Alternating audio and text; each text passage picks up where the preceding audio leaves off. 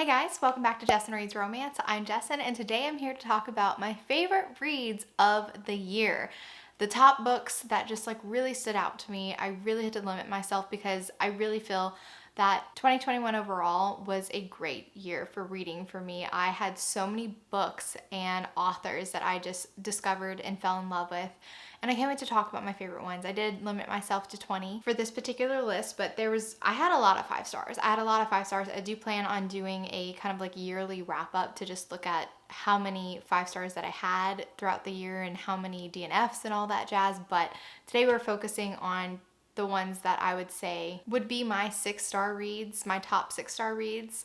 Jen from the Book Refuge does a 6-star rating system and I don't, but these would be my 6 stars. To start, we have to talk about my most highly anticipated book of 2021. And it's so hard when I do books that I'm anticipating during 2021. They do tend to be the ones that I have the highest expectations for. And sometimes that could have a negative effect where the books don't hold up to what I expect them to be. I want to love them so much, and when I go to read them, I maybe put it on a pedestal that was too high to reach, but not so with this one. Devil in Disguise totally did everything that I could ever want. And I loved it so much. There's a lot of speculation going on about this book, especially within my friend group, because the blurb was kind of a secret for a while, and when the blurb came out, there was just some more speculation about the title and what could that possibly have to do with other books that also have devil in the title. And I'm glad to say that I love the way that it played out. So our heroine Merritt is the daughter of one of the Wallflowers. Westcliff? Yes, Westcliff. Their daughter Merritt, she is a widow. And her husband, they were only married for a year, and his ship got lost at sea. So she was left with this shipping company and she actually runs it herself. She's a savvy businesswoman and she does it very well. And her younger brother actually helps her, but she's in charge of a lot of things. In fact, her younger brother comes to tell her that there was a problem with a recent shipment and some whiskey casks got broken and the owner of that whiskey is pissed. And Merritt's like, it's okay, I will smooth things over. She has stuff in hand. She's implacable. She is implacable. So when this burly Scottishman bursts in, he's so aggravated. Merritt just has a way of soothing him. It's so amazing to watch because he truly is just this gruff man, and she just turns it all around and she makes it all okay for Keir, and then all of a sudden he's so docile and he's so pleasant to work with, and it's amazing the effect that she has on Keir. And Keir, being this kind of a small town Scottish man, he lives... he's a small town guy. There is this kind of instant attraction between Keir and Merritt. He knows that she's way above his station, but there is something that is pulling them together, and Merritt does not want to let things lie, basically. She's having any excuse that she can to prolong this interaction with Keir. She accompanies him to the warehouse. She makes sure he's settled in his flat that he's supposed to be staying in. She brings him to lunch. She's like, you must be starving. And it's just so adorable. And there's this moment right at the beginning where Merritt types their names together, and she throws the paper away and he picks it back up. And I just love that. Lisa Kleypas is so good at writing these very small moments that mean so much, and it conveys a lot of emotion without saying too much. And I think that's why Lisa Kleypas is one of my favorite authors, because she doesn't have to say too much. She's very subtle in a lot of things that she does with her characters, and it conveys such immense emotions, and I think that that's really talented. I mean, in my personal opinion, that's why she's my favorite.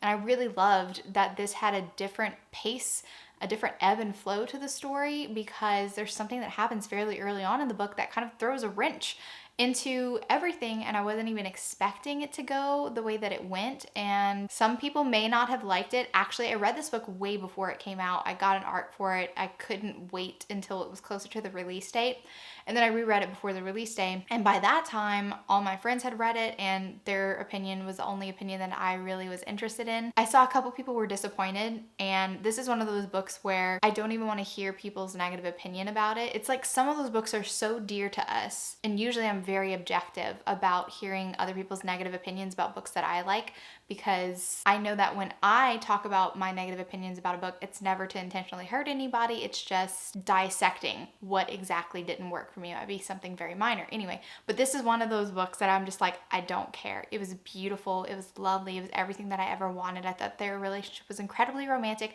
I loved all the kind of cameos from the wallflowers, and it was just beautiful. It was just beautiful. I loved it. I loved it so much.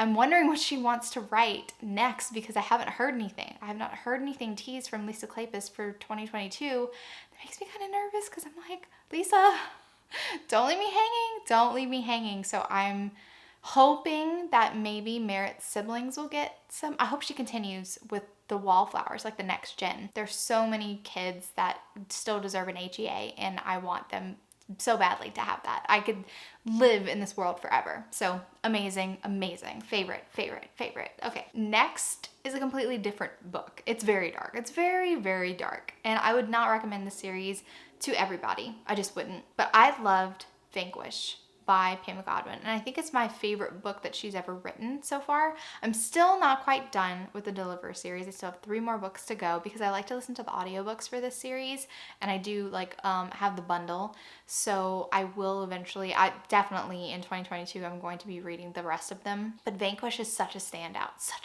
And it's amazing, because when I was on a live show with Pam Godwin, she talked about how she hadn't planned for Vanquish at all. She hadn't planned for this character to get a kind of redemption arc. I mean, a big redemption arc, actually. But the hero, Van, he's such a villain. He's such a villain in the first book. I really didn't like him at all in the first book. So knowing that he was the hero in the second book, I wasn't quite excited.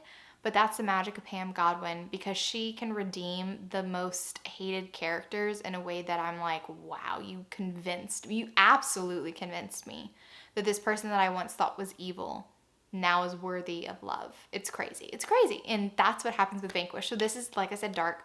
The whole series has something to do with sex trafficking, and Van was once involved in sex trafficking. Find out a lot more about his backstory. But this particular book was very different, because he's actually stalking an ex, and he just so happens to break into the house next door, which he thinks it's abandoned, because the garden is overgrown. Looks like it hasn't been tended in forever. He breaks in, but it's not abandoned. Somebody lives there.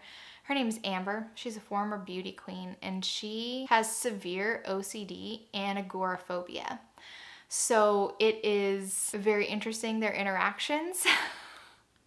And it's very interesting how Van's attentions suddenly turn towards Amber. Like I said, he was stalking an ex, but then his fascination, this almost obsessive personality that Van also has, turns towards Amber. And it actually, this very unconventional, she's a captive at one point, she's his captive, turns into something that both of them really needed. Like, their relationship is so special, and I freaking loved it. I don't know how Pam Godwin does it, but she's truly the queen of dark romance, I would say. I mean, hands down. Queen of dark romance, and I can't wait to see what she has planned for 2022. She's been very hush-hush about it, and I totally understand that, because I know that authors feel lots of pressure to deliver books as soon as possible, and when you announce a project, it creates a type of buzz, and everybody's like, when's it going to be out? When's it going to be out? So I feel like that was her way of taking off some pressure, so I don't begrudge her any of that. Anyway, I loved it. Then I have Filthy Sex by Serena Akayd. This is the 4th book in her 5 Points Mom series, and this one's about Brennan O'Donnelly. These are the new covers. She recently revamped them, and I like how on the cover she has, I'll let you see it up close, she has the name of the hero or the heroine sometimes on this book, and I really like that. I thought that was a cool little touch, and I love Filthy Sex. I actually love the majority of the books in this series are 5 stars, but I think that it's such an interesting dynamic that she brings to the table when she wrote Brennan and Camille. First of all, their meeting and their connection is very unconventional. Brennan actually had an affair with Camille's mother long time ago, before she died. And Camille is a Russian mafia princess type of thing. Like, she's grown up in the Russian mob, and their view towards women, their attitude towards women is basically their property to be traded with advantageous marriages, and it's okay to beat them. And Camille wanted to escape that. Unfortunately, when she escaped her father, she ran into the arms of a man and people who didn't treat her much better, so she has very low self-esteem. I also really want to commend Serena Akayd on writing Camille's type of character, because I don't always love reading about characters with low self-esteem, and it's not because I think that I have such high self-esteem. It's that it's a negative emotion that I don't like to dwell in.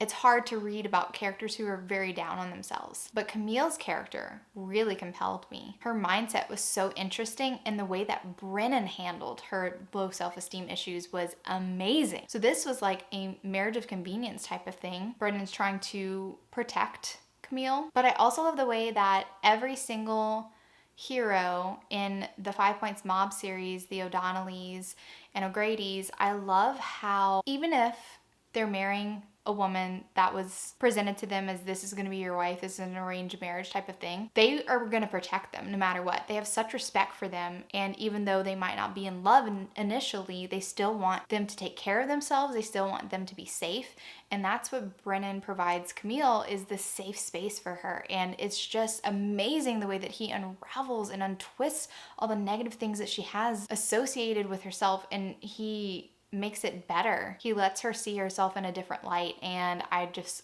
freaking love that. So I just thought that it was a very, very interesting type of romance, and I love that. Then I finally finished the Immortals After Dark series. Early on this year, I was very slow to discover this series. I'm so glad that I finally caught up and I finished, because one of the later books was my absolute favorite, I think, throughout the series. I will be doing a separate video talking about all the Immortals After Dark books, since Monroe is going to be coming out in January, which I'm very excited about, but Sweet Ruin is a standout for me. I love these characters. I especially love Jo. I love her introduction as a young girl. She's orphaned and she's taking care of her little brother, Thaddy. And I am kind of ashamed to admit, I mentioned this to Jen after I finished Sweet Ruin. I was like, it took me until the end of the book to realize that Thaddy was Thaddeus from Torture Island. I don't know why. I think it was so long since I had read the Torture Island books that it didn't immediately register when young Jo was carrying Thad and Thaddy Pack in the beginning, and it just did not register to me at all. So Jo, like I said, she's a young girl, and her little brother's like 2-3 years old, and she's taking care of him. And there's a local librarian that wants to take them in, but Jo wants to be a superhero. She's obsessed with being a superhero. She actually gets herself in trouble with a local gang, and they kill her. She's a young girl. So she's dead, but she wakes up in the morgue, and she's like, whoa, I am not dead. I am a superhero, and I'm kind of like a ghost, and I can like pass through people and be invisible and then like be visible again. She goes to visit her brother, and her brother's scared of her, and then she kind of just like is like, I'm just going to leave him be, and I'm gonna be a badass, and I'm going to save the world from criminals. And she becomes like this protector of prostitutes, honestly. She ends up in New Orleans, and Thaddeus ends up in New Orleans as well. But she runs across this man, Rune, and he's a dark fae. Now, the interesting thing about dark fae is that they have toxic blood. They have these black blood that's toxic to anybody who drinks it or comes into contact with any of his bodily fluids. Yep. Rune is such like a horn dog. He's also part of the Morior, which they are rumored to like bring about like the end of the world. He's the archer, and he has a specific job to do, which is to kill Nyx. And there's some misunderstanding that happens because Thaddeus is standing by Nyx. Jo sees Rune taking aim at what she thinks is taking aim at Thaddeus and defends her brother, and Rune thinks that she's defending Nyx. So he wants to use her to get closer to Nyx, and it's kind of like a forced proximity situation. She wants to be with Rune because he knows so many things about the lore. He's millions of years old, and she still has no idea about the intricacies of lore, the different types of supernatural beings that are, because she's just been living this almost normal life, except she's doing her superhero thing to protect humans. But she hasn't interacted with a lot of Lorians. And I just really love it, okay? I just really love their relationship. It's so unconventional, and I think she's such a badass. Jo's such a badass. And I loved it. I loved it so much. So yeah, definitely my favorite. Next I have Broken Vow, and I actually do have this book. but I'm having trouble finding it right now. I recently moved, so it's somewhere packed away, and I'm like, where is it? But it's somewhere. I have it. I just don't know which box it is in. And Broken Vow, Sophie Lark has created my all-time favorite cowboy hero in Raylan Boone. Oh my gosh.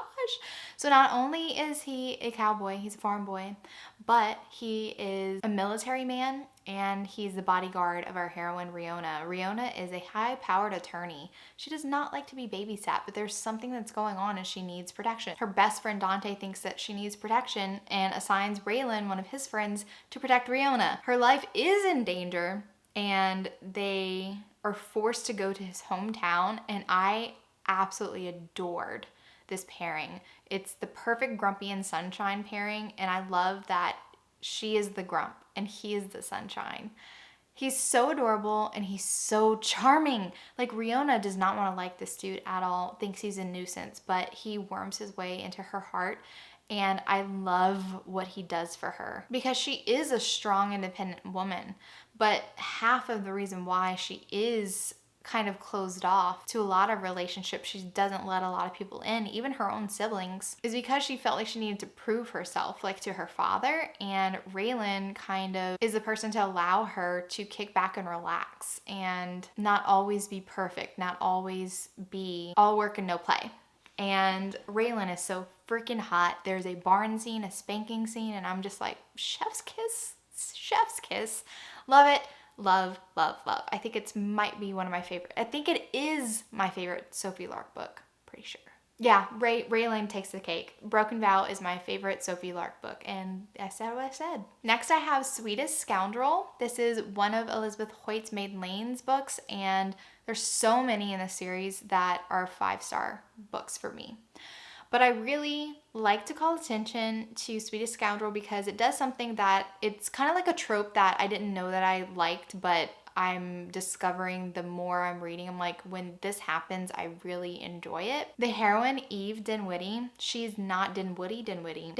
Okay, Eve Dinwiddie is not a beauty. And I really enjoy when heroines in historical romance are truly not a beauty. And I'm not talking about like their looks are just not in fashion.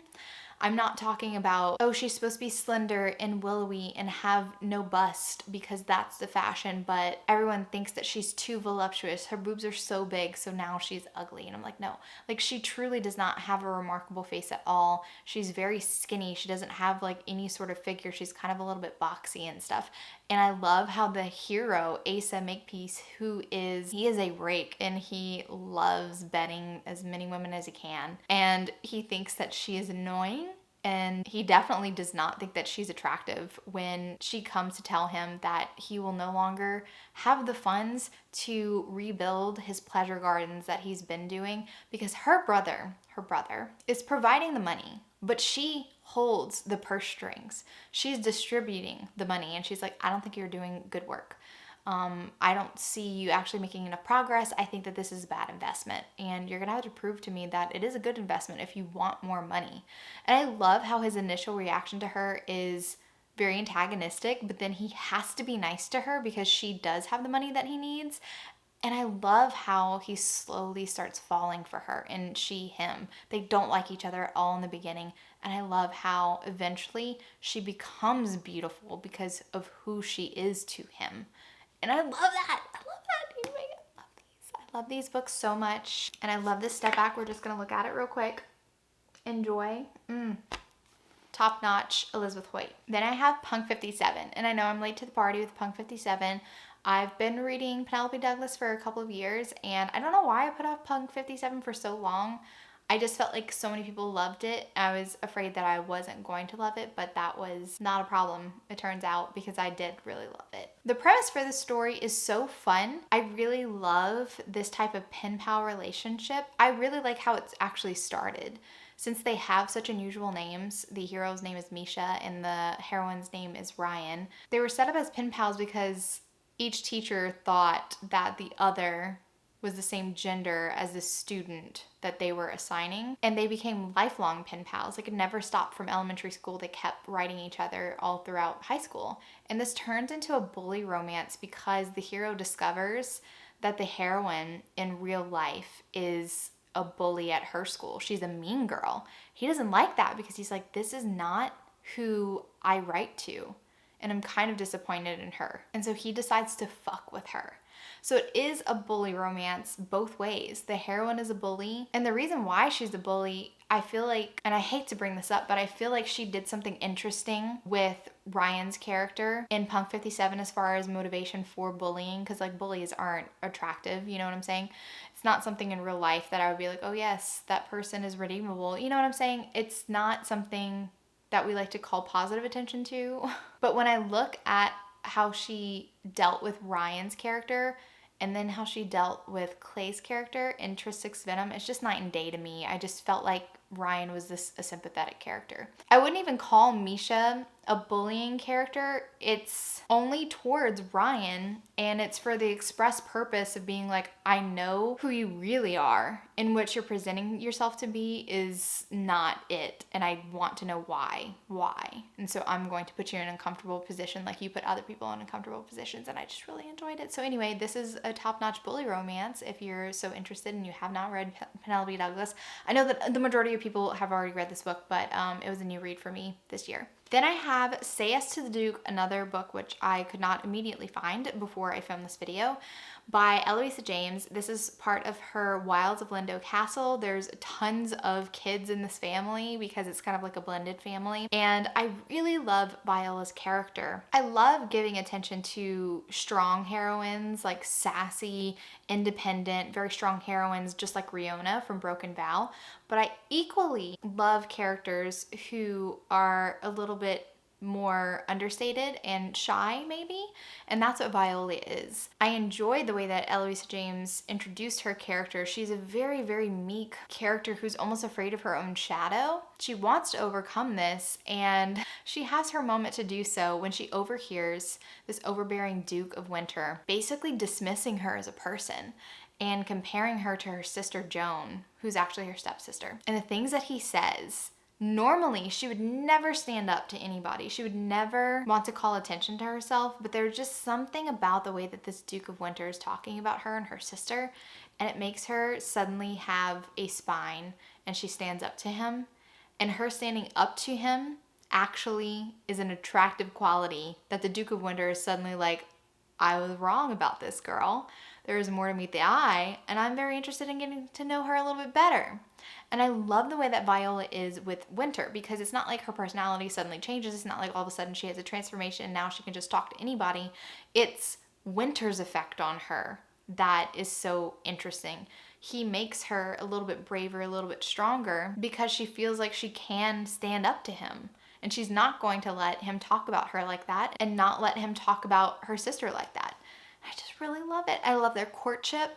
Eloisa James has some very steamy lines that she has her heroes say. They're very dirty, and I love that. I love that Viola gets to experience this very indiscreet, passionate love affair. And it's just beautiful. So I love that for Viola. She's a standout character in my mind that Eloisa James has written, because some other heroines, like I said, her sister Joan, like she is a headstrong heroine. It's completely different. And I love that as well, but I just want attention for Viola. Then I have The Taming of the Highlander by Lisa Braden. Guys, Lisa Braden is one of my favorite authors that I've discovered this year, and this book is beautiful. I love her Midnight in Scotland series. There's only a couple more days until the third book is coming out, actually, which I'm dying for it. I'm dying for it. I love her books so, so much. But The Taming of the Highlander is so beautiful. We have a scarred hero. He was actually imprisoned and severely beaten, and he has so much PTSD associated with that. And here comes Catherine. She's so almost flighty.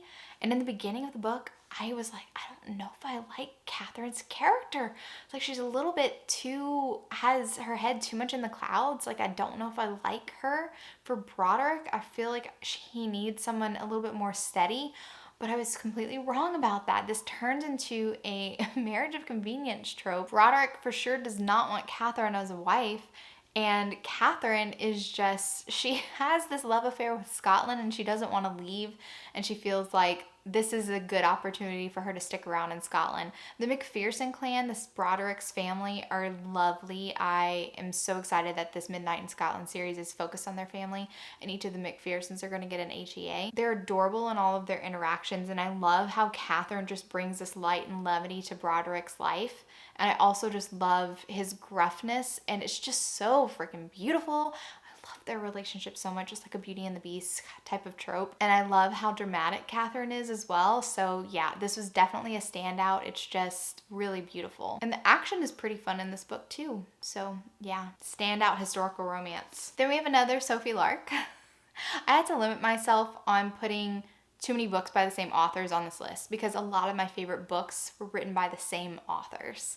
So I tried to limit myself, but I had to mention The Bully, like I said. This is, I would say, like a more socially acceptable type of bully romance because it's mafia, so it's almost fantasy. You know what I'm saying?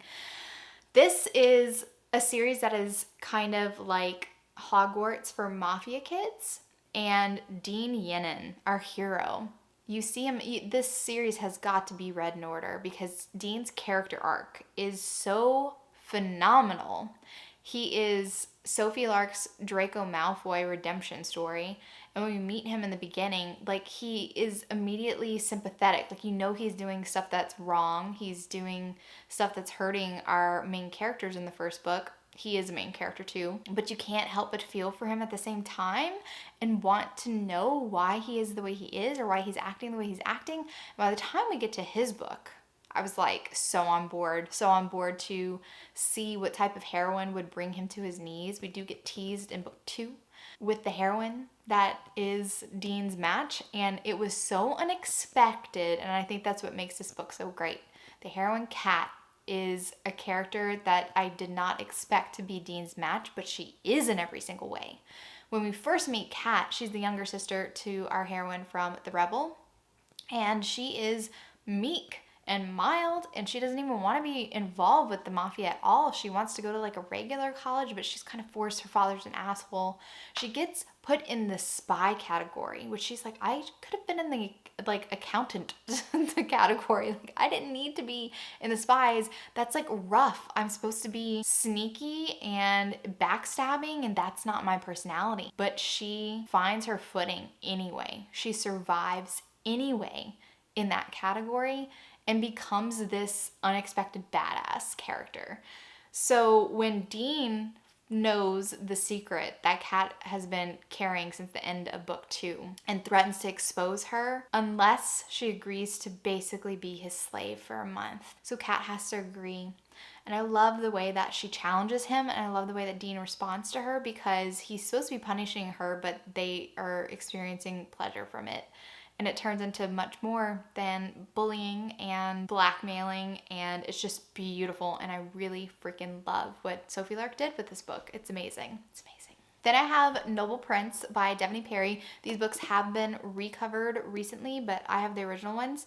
Noble Prince is about the sheriff, Luke. This girl, Scarlett, who is supposed to be basically in witness protection, but it's such a small town, Clifton Forge, that they really don't have resources for witness protection. And when Luke discovers that Scarlett has escaped her safe house because she's going so stir crazy, and obviously the cop who is assigned to her is not watching her closely enough, Luke is put between a rock and a hard place. But I love how he truly wants what's best for her, knows that she is suffering, she's been through a lot, doesn't want to force her to be in this place where she's just like, it's so depressing, the safe house is so depressing, and I just hate it there. Decides that he's going to offer up his house secretly as her next safe house. It's forced proximity because Scarlett's basically living with Luke. And I love this. Luke truly is like such a noble character.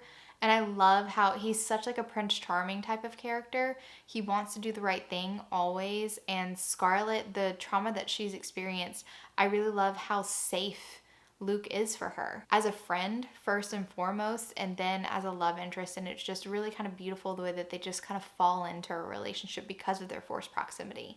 And I really like it. It's just a really soft, small town romance that stood out for me. And then we have another small town romance, Unraveling Him by Claire Kingsley. This is part of her Bailey Brothers series, and it's a spinoff from her Miles Family series. You don't have to read the Miles Family if you don't want to, but I really love those books as well. They were definitely standouts, but I love Unraveling him. It's a grumpy sunshine pairing, and the heroine is such a cool character. She actually could be considered like almost too unique, too quirky, but she's not. She's so cool. I loved her character so much. Fiona, standout character. But Evan Bailey, so he remodels cars. He is a loner. He lives alone and likes to work on his cars alone. And recently he was sold this car, and come to find out it was a stolen car. And when the daughter of the person that he bought it from comes to him for help, he reluctantly offers her help, like when she says, like, I didn't know my dad was into that type of thing, and I'm on my way to my mom's, but I don't really have a lot of money and I really need to fix my car. So do you mind if I stay here for a little while? And in exchange, I'll help you find a replacement for the car that you lost. I know a good dealer. I know somebody who basically is a car hoarder, and he has a car that I know you'll be interested in. And if I get you that car, I will be allowed to stay for a little while. So they make this deal. She does get him the car. And I love this forced proximity romance to death because Fiona is such a balm to Evan. It's something that he didn't even know that he was lonely until Fiona was there for him, and I love that. So like I said, Fiona is a very quirky character. She is voluptuous, she's tattooed, she's upbeat, she's so sunshiny. She's a plant mom. She names her plants old lady names, and she loves them to death. She also has an affinity for our hero's dog, who likes nobody. Like, he really truly doesn't like anybody, but he loves Fiona because Fiona is such a likable damn person. And I just love her. She can work on cars. Like, she has such knowledge about these old classic cars, and she's rebuilding her own car.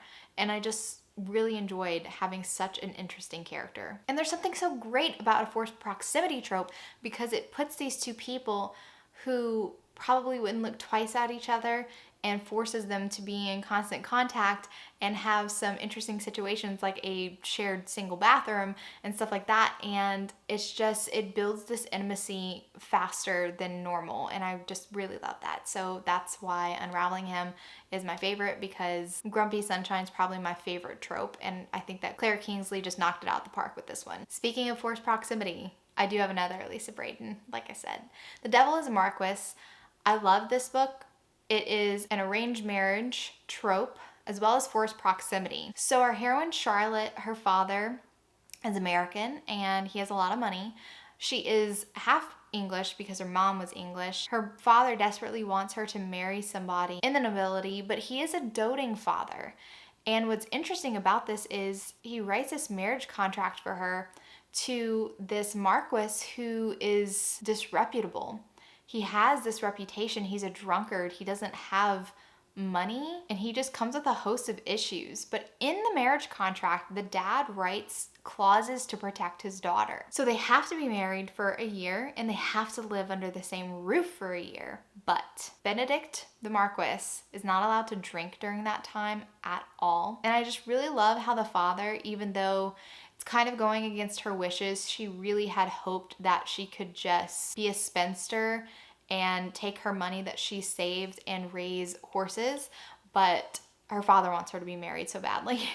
So she has to do this thing, and they travel to his crumbling estate. And she has a project now because she's really good at managing money. She's very, very good at that.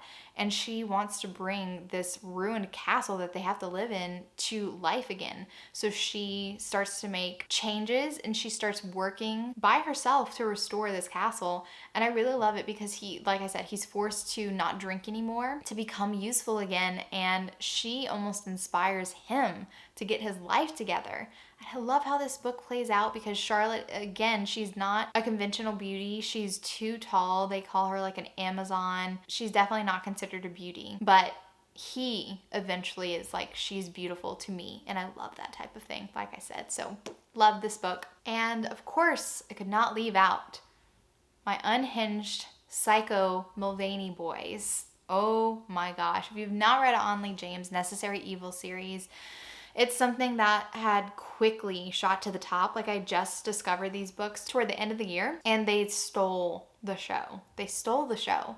These books are about adopted serial killers. So Thomas Mulvaney, the patriarch of the family, intentionally adopted boys in the foster care system who showed psychopathic tendencies to basically like Dexter them, make sure that they use their innate desire to kill for good. And August's character so stood out for me. So outwardly, he's this like tenured professor of some type of physics, which I always forget, but he's very smart. And there's this adjunct professor who's a former FBI agent who's living in disgrace because of something that happened. And what's interesting about Lucas's character is that he's psychic. And he kept that a secret from the FBI. He just kind of passed it off as I have good intuition until he did this faux pas where he accused one of his colleagues of being a serial killer and nobody believed him and they put him in a psych ward. So now he's going to be a professor. And when he runs into August, literally runs into him and touches him, he sees August killing and is afraid of August. And I love how August is like, I don't believe in this mumbo jumbo, but his reaction's so genuine that he has to know something. So maybe the rumors are true and maybe he is psychic. So I'm just going to confront him about it. And he starts to stalk Lucas. It's so funny, guys. I think that these books are so endearing and they're like light-hearted serial killer romances. They're not super dark. They're all about the love between these characters with the side plot of catching extremely bad guys and having the satisfaction of them meeting an untimely death at the hands of psychopathic serial killers who definitely bring them to justice. So it's very satisfying. I love this series so much. But yeah, Psycho is my favorite of the 3 that are out currently. I just really loved him so much. And I also love the way that he got his name because he kind of named himself. That's something that happens in the beginning of the book. And I thought that, I don't know, it just stood out to me. So I love Onley James. I love this series. I can't wait to see what she does with the future books. Then I have Sinner by Sierra Simone. I read Priest last year before last, I can't remember, but it's been a while, and Midnight Mass as well. And I put Sinner off for a long time because people said that this was their favorite out of all of them, and I was just like, I love Priest so much, how can Sinner top it? And finally I listened to the audiobook this year. Oh my god, I loved it so much. It's an age gap. Also, I'm in love with my best friend's little sister, who at first I didn't recognize when I came on to her. But the thing about it is, like I said, Sierra Simone, this series is taboo. The first one is about a priest breaking his vows of chastity. And this one is not quite as taboo because the heroine, Zinni, she's looking to become a nun, but she's not a nun. She hasn't taken vows of chastity yet. And when she comes across Sean, who is this millionaire playboy, and he flirts with her, she kind of thinks that this is my last hurrah before I do take my vow of chastity. So it'd be nice to know what I'm missing out on because I am so young. I think she's 19. It's kind of like a proposition to Sean saying, I want you to teach me all the things that I'll be missing out on before I do this thing. And I love it. I love it so much. I love their characters. This was so sexy, so beautiful, and Sierra Simone has very interesting concepts. Next, I have The Lie by Carlos Sorensen, and this book is a sports romance, but it has like the feel of a small town romance, even though that they're in Seattle, because the relationship's really at the core of this book. I love how the hero, Dominic, is a misunderstood bad boy. He has a reputation of a bad boy, but he really isn't. And Faith is kind of the Washington Wolf princess because her stepmother owns the team. Her father was the former owner of the team, but her stepmother now owns it. It was kind of like a gift. You have to read the first Washington Wolves books if you want to know about her parents' relationship. Faith is in charge of like the charitable arm of the Washington Wolves. And when Dominic is traded to the Washington Wolves, he has this reputation already. He kind of gets caught in this bad situation, just technically not his fault, but he takes the blame for it, which is how you know that he's not really a bad guy. And he's forced to work in the charity section. That's how he meets Faith. What they don't know is that these two are pen pals. And they don't know it. They've been pen pals for a couple of years because they both experienced loss. Faith lost her mother when she was very young, and Dominic, lost his sister, his beloved sister. And so they've been pen pals to help with grief. And it's so interesting to see that play out because in real life, they're antagonistic towards each other. When Dominic lets his walls down and he's writing his pen pal that he's been talking to for years, they're the best of friends. And it's so funny as the reader to see, you're talking to your best friend and you don't even know it. It's just so great. So I really love The Lie. I thought it was fantastic. Then Never Seduce a Scot by Maya Banks.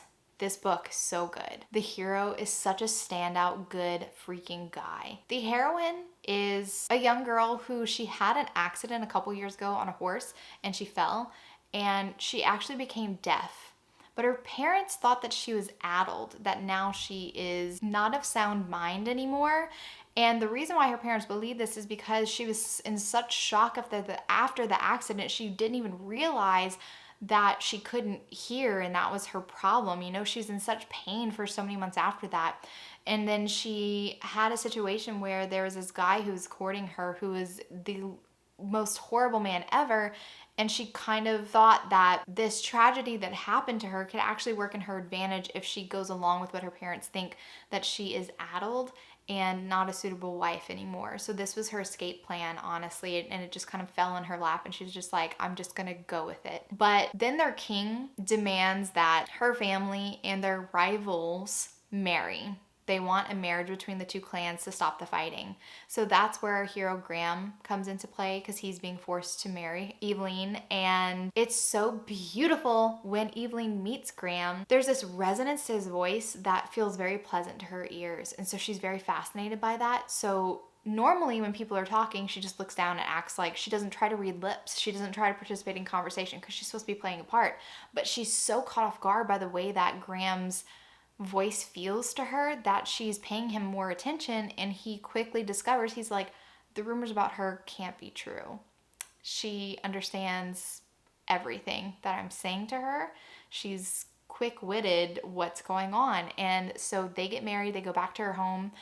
None of his clan really like her, and I love how Graham's always on her side. He never picks his clan over her, and that's why Graham is such a standout damn character. Their relationship is so freaking beautiful. I love the woman that she becomes with Graham, and I love how Graham is her safe space. It's just amazing. It's just amazing. Then we have The Lady Gets Lucky by Joanna Shoup.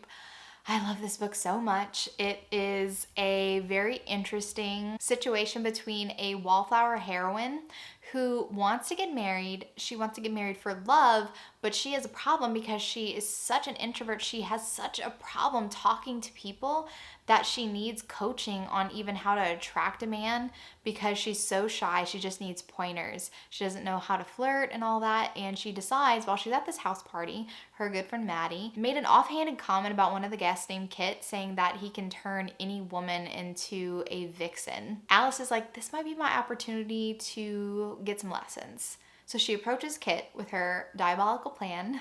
He at first refuses because Maddie warned Kit, being like, you do not need to go after any of the ladies at this house party. Like, I will gut you. And he's good friends with Maddie, so he's like, I promise I won't go after any of the ladies. But once he learns that Alice has a connection with this chef in New York, who he was desperate to hire for his supper club that he's building, but he won't come to work for him. But Alice is like, maybe I can work out a deal with him since I'm such good friends with Chef Franconi. He'll allow you to use his recipes for a fee, and I can write down those recipes for you. Secretly, Alice loves to cook. Her mom is overbearing, a horrible, horrible human being. And poor Alice has been under her thumb for way too long, and that's why she's so desperate to get married. So she has something to exchange, and Kit finally agrees. And I love how patient Kit is with Alice because she has grown up with such negative things being spouted to her by her mother about her looks, about her personality, about how nobody would ever look twice at her. The only reason why a man would marry her was because she has a large dowry. Her mom is just the most horrible human ever, and Alice believes a lot of what her mom says, but Kit is challenging that. And I love how bold Alice becomes in Kit's presence because she starts to feel very comfortable with him. And it's just such a beautiful relationship. I love how this plays out. It's a little bit of a slow burn romance, and it was just perfection for me. Oh, I love this. And this book cover is phenomenal. I want historicals to all have this type of book cover. I do not like this trend of changing the historical romances to cartoon covers. Like this type of mass market. No, do this, not the other ones. Anyway, that one's beautiful. Okay, I have two more. Carnal Urges by J.T. Geisinger. It's the second book in the Queens of Monsters series, and this book is such a standout. And I had a hard time because I kind of wanted to put both Carnal Urges and Savage Hearts on my top favorites, just to know that they are, but I will only talk about Carnal Urges. They're so neck and neck. But Carnal Urges slightly edges it out just because I love Declan and Sloane, and it was so different from the first book. I just love it to death. So Declan kidnaps our heroine Sloane. He is part of the Irish Mafia.